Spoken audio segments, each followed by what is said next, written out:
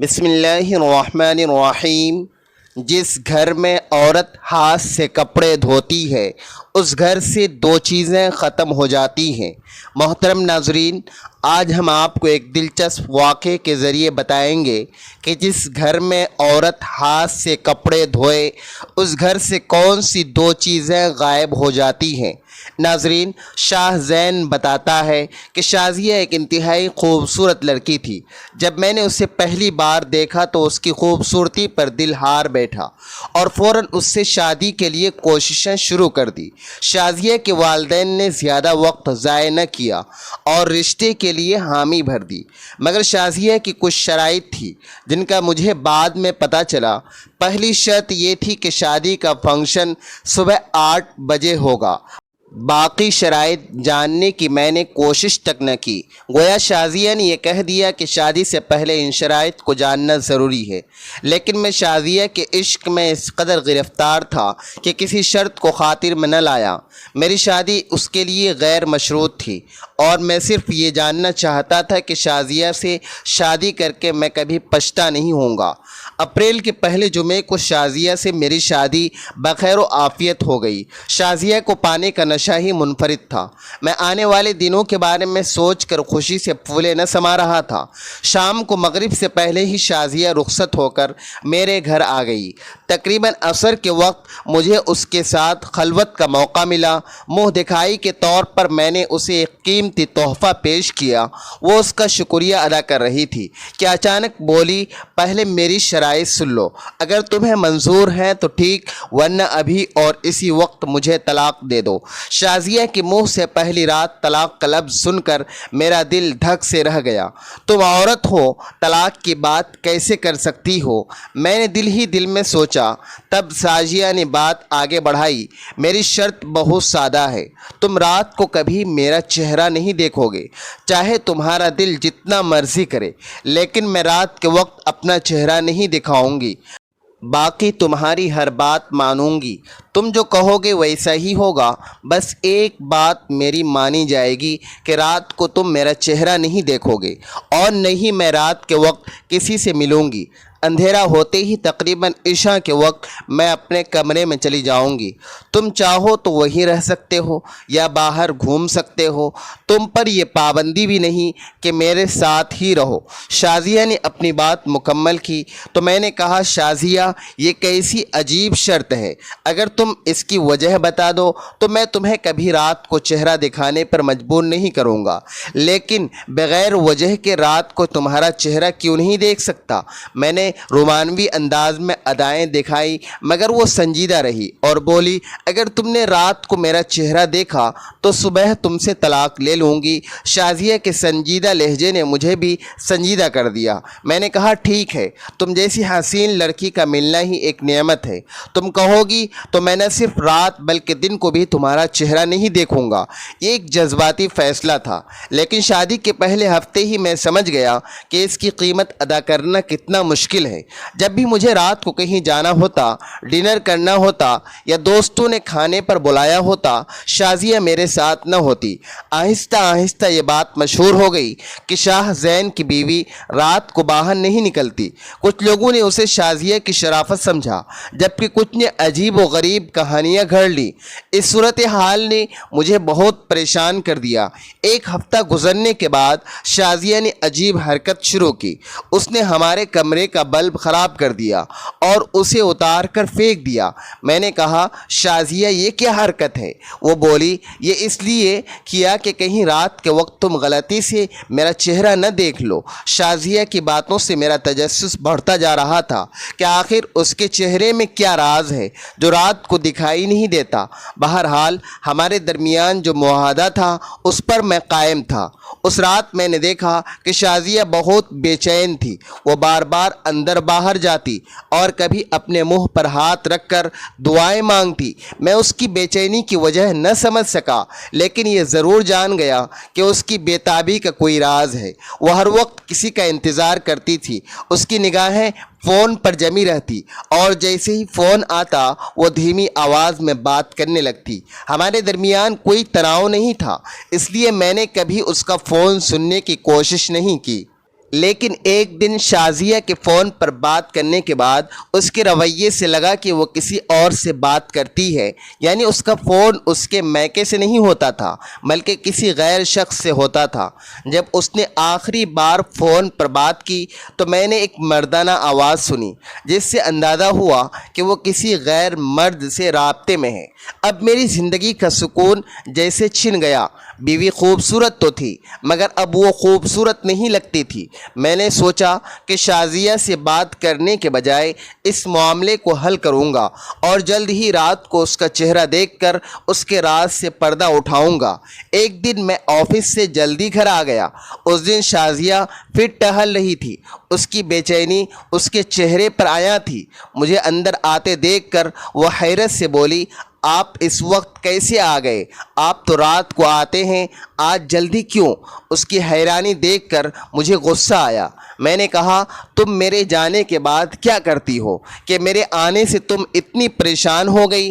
شازیہ کی طرف دیکھا تو اس کا رنگ نیلا پڑ گیا۔ میں نے دروازہ کھولا تو سامنے ایک شخص کھڑا تھا جو پولیس کی وردی میں ملبوس تھا۔ اگر کوئی اور ہوتا تو میں شک کرتا، لیکن انسپکٹر مظہر حیات کو دیکھ کر میرا غصہ ایک دم غائب ہو گیا۔ مظہر میرا پرانا دوست تھا، ہم ایک دوسرے کو کئی سالوں سے جانتے تھے اور ہماری بات چیت بھی ہوتی تھی، مگر 2 سال سے ہماری ملاقات نہیں ہوئی تھی۔ میں جانتا تھا کہ وہ ہمارے علاقے میں انسپکٹر تعینات ہیں، لیکن مصروفیت کی وجہ سے ملاقات نہ ہو سکی۔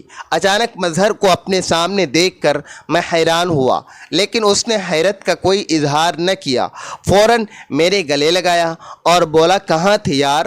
اتنی دیر سے ملاقات نہیں ہوئی۔ مظہر کا انداز بالکل معمول کا تھا۔ میں اسے ڈرائنگ روم میں لے آیا، لیکن حیران تھا کہ میں نے اسے کبھی اپنا گھر نہیں بتایا۔ پھر اسے کیسے پتہ چلا کہ میں یہاں رہتا ہوں؟ باتوں باتوں میں نے مظہر سے پوچھنے کی کوشش کی کہ تو اس نے کہا، یہ بھی کوئی بات ہے؟ ہم پولیس والوں کو اپنے علاقے کے ہر شخص کا پتہ ہوتا ہے، تم تو پھر دوست ہو۔ اس کی بات سن کر بھی میں مطمئن نہ ہوا، کیونکہ میں نے شازیہ کو مظہر کا انتظار کرتے دیکھا تھا۔ اس کی چہل قدمی سے لگتا تھا کہ وہ کسی کے آنے کی منتظر تھی، اور وہ شخص مظہر نکلا، لیکن اس نے مجھ سے ملاقات کا بہانہ بنا لیا۔ اب بات کچھ سمجھ میں آ رہی تھی، لیکن میں جاننا چاہتا تھا کہ مظہر اور شازیہ کے درمیان کیا راز ہے۔ اس لیے میں نے شازیہ پر مزید شک کرنا شروع کر دیا، یا دل میں جو بھی بات ہوتی اسے ظاہر نہ کرتا۔ ایک دن میں نے فیصلہ کیا کہ اگر شازیہ مجھے دھوکہ دے رہی ہے تو میں بھی اس کے ساتھ وہ کروں گا جو اس نے کبھی سوچا بھی نہ ہوگا۔ دل ہی دل میں دوسری شادی کی تیاری شروع کر دی، لیکن پہلے سوچا کہ ایک بار سب کچھ اپنی طرف سے درست کر لو۔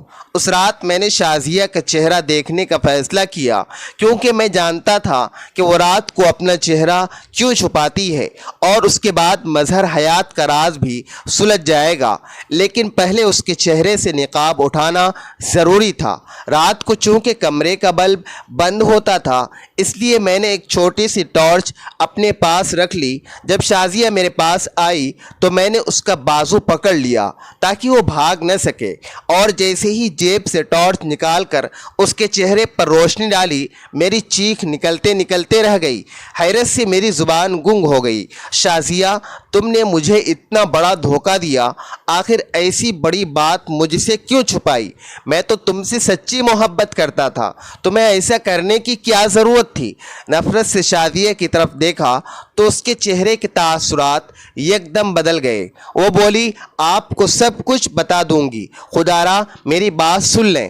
آپ کا جو بھی شک ہے میں اسے دور کر دوں گی۔ آپ کا دوست مظہر حیات، میں جانتی ہوں آپ کو جو شک ہے، میں سب بتاتی ہوں، آپ بیٹھیں۔ تو شازیہ روتے ہوئے میرے پاؤں پکڑ کر بیٹھ گئی۔ وہ اس قدر منتیں کر رہی تھی کہ میں چاہ کر بھی اسے دھتکار نہ سکا۔ بتاؤ شازیہ، کیا بات ہے؟ تم نے یہ سب کیوں کیا؟ مظہر حیات سے تمہارا کیا تعلق ہے؟ میں اب تحمل سے تھا، کیونکہ میں نے سوچ لیا تھا کہ اگر یہ عورت مجھ سے دھوکہ کر رہی ہے تو میں دوسری شادی کروں گا اور اسے وہ دکھ دوں گا کہ وہ ساری زندگی نہ بھولے گی۔ تب شازیہ نے جو کہانی سنائی اس سے میرا دل رنجیدہ ہو گیا۔ آپ تو جانتے ہیں کہ ہمارا خاندان کتنا ماڈرن ہے۔ جب میں نے ہوش سنبھالا تو اپنے ماں باپ کو ہمیشہ خود سے دور پایا۔ وہ مجھے نوکروں اور نوکرانیوں کے رحم و کرم پر چھوڑ کر اپنے اپنے کاموں میں نکل جاتے۔ جب میں ماں سے کوئی بات کرتی تو مجھے پیسوں کی گڈی تھما دیتی یا شاپنگ کرانے لے جاتی۔ مجھے ممتا کی ضرورت تھی، میں ان کے پیار کی پیاسی تھی، لیکن ماں نے کبھی میری طرف موڑ کر بھی نہ دیکھا۔ اس رویے نے میرے اندر بہت سی محرومیاں پیدا کر دی۔ پہلے تو میں نوکروں اور نوکرانیوں سے دوستی کرتی، لیکن جب احساس ہوا کہ وہ صرف پیسوں کی اہمیت سمجھتے ہیں، میرے جذبات کی قدر نہیں کرتے، تو میں نے ان سے بات چیت بھی چھوڑ دی۔ اب میری زندگی میں ایک بڑا خلا آ گیا تھا۔ میری ماں نے مجھے کبھی اپنے آفس آنے کی اجازت نہ دی، ہمیشہ یہی کہتی کہ آفس آنے سے پہلے مجھے بتا دینا، کیونکہ میرے ہزار کام ہوتے ہیں، میں تم سے بات نہیں کر پاؤں گی۔ ابو بھی اپنے کاموں میں مصروف رہتے تھے، لیکن اس وقت میرا دل بہت مجبور تھا، میں اداس تھی۔ سوچا کہ ماں کو فون کروں گی تو دیر ہو جائے گی۔ میں نے گاڑی نکالی اور ماں کے آفس چلی گئی، لیکن جیسے ہی آفس کے دروازے سے اندر داخل ہوئی، اندر کا منظر دیکھ کر میرا دل بیٹھ گیا۔ میں اپنی ماں کے بارے میں ایسی بات سوچ بھی نہ سکتی تھی، لیکن وہ اتنی روشن خیال ہو چکی تھی کہ خلقت کو بھی بھول گئی تھی۔ اس ایک لمحے نے میرے اندر بغاوت پیدا کر دی۔ مجھے ایسی عورتوں سے سخت نفرت ہو گئی جو لوگوں کو بھلائی کا درس دیتی ہیں، اور خود ان کا کردار کتنا بھیانک ہوتا ہے یہ کوئی سوچ بھی نہیں سکتا تھا۔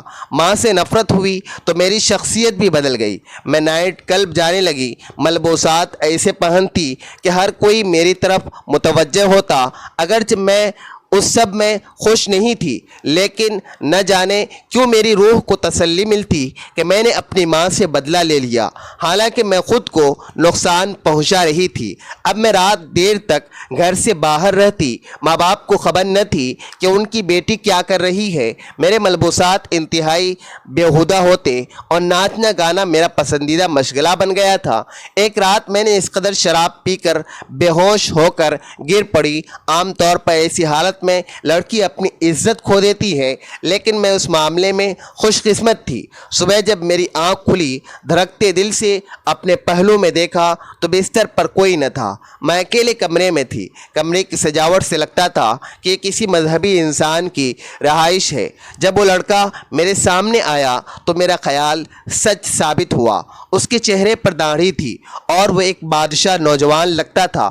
مجھے دیکھ کر اس نے نگاہ نیچی کر لی اور کہا، کل رات میں ایک مجبوری کی وجہ سے نائٹ کلب گیا تھا، وہاں کچھ کام تھا۔ میں نے آپ کو بے ہوش دیکھا تو خیال کرتے ہوئے اپنے گھر لے آیا۔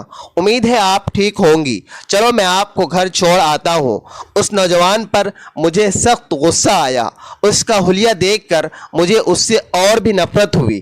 اس دن وہ مجھے گھر چھوڑ کر چلا گیا۔ میں نے اس کا شکریہ تک ادا نہ کیا۔ شاید اس کی وجہ اس کا حلیہ تھا جس سے میری ماں نے ہمیشہ نفرت کی، اور وہی نفرت میرے دل میں بھی داڑھی والوں کے لیے تھی۔ لیکن اس شخص نے میرا پیچھا نہ چھوڑا۔ وہ بار بار میرے پیچھے آتا اور کہتا کہ تم سے محبت کرتا ہوں۔ میری سہیلیوں نے جب یہ دیکھا تو کہا کہ تم اس سے جان کیوں نہیں چھڑاتی، یہ ہر وقت تمہارے پیچھے آتا ہے اور تنگ کرتا ہے۔ اگر یہی حال رہا تو باقی لوگ تم سے ڈرنا شروع کر دیں گے کہ اس کا حلیہ تو دیکھو کتنا خطرناک لگتا ہے۔ سہیلیوں کی بات سن کر میں نے اس لڑکے کو سبق سکھانے کا فیصلہ کیا۔ لڑکے کا نام سعود تھا۔ ایک دن اس نے مجھ سے بات کرنے کی کوشش کی تو میں نے کہا، شام کو تم بہادری دکھاؤ اور میری سہیلیوں کے سامنے خود کو ثابت کرو، تب شاید تمہارا کام بن جائے۔ میری بات سن کر وہ خوش ہو گیا۔ اگلی رات جب میں نائٹ کلب سے نکل رہی تھی تو وہ میرے سامنے دکھائی دیا۔ عقیدت سے جھکی نگاہوں کے ساتھ وہ میری محبت میں وہاں آیا تھا۔ میں نے پولیس کو پہلے سے اطلاع کر رکھی تھی کہ ایک شخص روزانہ مجھے تنگ کرتا ہے۔ میں نے فوراً کال کی اور پولیس 2 منٹ میں ہمارے پاس آ گئی۔ انہوں نے لڑکے کو ہتھکڑیاں لگائی اور گاڑی میں بٹھا کر لے گئے۔ میں اپنی سہیلیوں کے ساتھ کھلکھلا کر ہنسنے لگی۔ مجھے اندازہ نہ تھا کہ وہ اتنا بیوقوف نکلے گا۔ بہرحال اسے تھانے لے جا کر میرے دل کو سکون ملا، لیکن اگلے دن سہیلیوں کے کہنے پر کہ اس کی حالت معلوم کروں، میں تھانے چلی گئی، لیکن وہاں جو دیکھا اس سے میرا کلیجہ کٹ گیا۔ پولیس والوں نے مار مار کر اس کا بھرتا بنا دیا تھا۔ وہ شدید اذیت میں تھا، چہرے پر خون کے نشانات تھے اور تشدد سے اس کی آنکھیں سوجی ہوئی تھی۔ اسے دیکھ کر مجھے سخت افسوس ہوا۔ اس کی آنکھوں میں موٹے موٹے آنسو تھے۔ مجھے دیکھ کر اس نے آسمان کی طرف دیکھا اور بولا، میں نے اپنا معاملہ اللہ پر چھوڑ دیا، خدا کرے تمہاری راتیں کبھی پرسکون نہ ہو۔ اس کی بد دعا نے مجھے اندر تک ہلا دیا، لیکن میں نے ظاہری طور پر کوئی پریشانی ظاہر نہ کی۔ یہ صبح 7 بجے کا وقت تھا جب میں اپنی سہیلیوں کے ساتھ اس سے ملنے گئی۔ ہماری عادت تھی کہ ہم ساری رات جاگتے اور دن کو سوتے، حالانکہ میرے ماں باپ معقول شخصیت کے مالک تھے۔ بہرحال اس دن شام کو جب میں سو کر اٹھی تو اپنے چہرے پر سیاہی محسوس ہوئی۔ لگا کہ شاید گرمی کی وجہ سے ہے، لیکن یہ جلن بڑھتی گئی۔ رات 8 بجے جب میں نے شیشے میں اپنا چہرہ دیکھا تو دانوں سے بھرا چہرہ دیکھ کر میری چیخ نکل گئی۔ اپنا آپ دیکھ کر رونا آ رہا تھا۔ صبح کے وقت سوئی تھی، سوچا کہ ہسپتال جاؤں گی، ڈاکٹر سے دوائی لے کر آؤں گی تاکہ یہ مصیبت جلد ختم ہو جائے۔ اس شام ڈاکٹر نے ایک دوائی دی جس سے کچھ آرام ملا اور صبح ہوتے ہی سارے دانے غائب ہو گئے۔ میں نے اللہ کا شکر ادا کیا، لیکن اگلی رات پھر وہی شام ہوا کہ میرے چہرے پر ایسے دانے نکلے کہ عزت کی وجہ سے باہر نکلنا مشکل ہو گیا۔ میں نے ڈاکٹر سے خوب بحث کی کہ اس نے غلط دوائی دی، لیکن 2-3 ڈاکٹروں کو دکھانے کے بعد معلوم ہوا کہ یہ بیماری اتنی آسانی سے نہیں جائے گی جتنا میں سمجھ رہی ہوں۔ میں نے ہر ممکن کوشش کی، لیکن یہ دانے ختم نہ ہوئے۔ مجھے لگتا ہے کہ اس لڑکے کی بد دعا لگ گئی ہے۔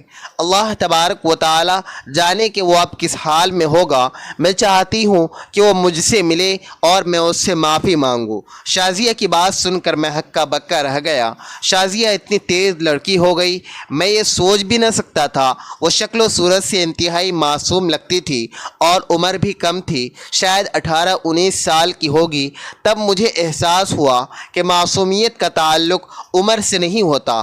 میں نے کئی عورتیں دیکھی جو 40 سال کی عمر میں بھی اتنی سادہ ہوتی جتنی 18 سال کی لڑکی نہیں ہوتی۔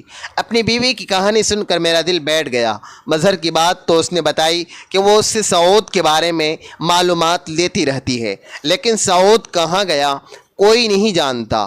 مظہر کے یقین دلانے پر میں نے شازیہ کی بات مان لی، لیکن اس پر پہلے کی طرح اعتبار نہ کر سکا۔ رات کو اس کا چہرہ نہ دیکھ پانے سے ایک ادھورا پن محسوس ہوتا۔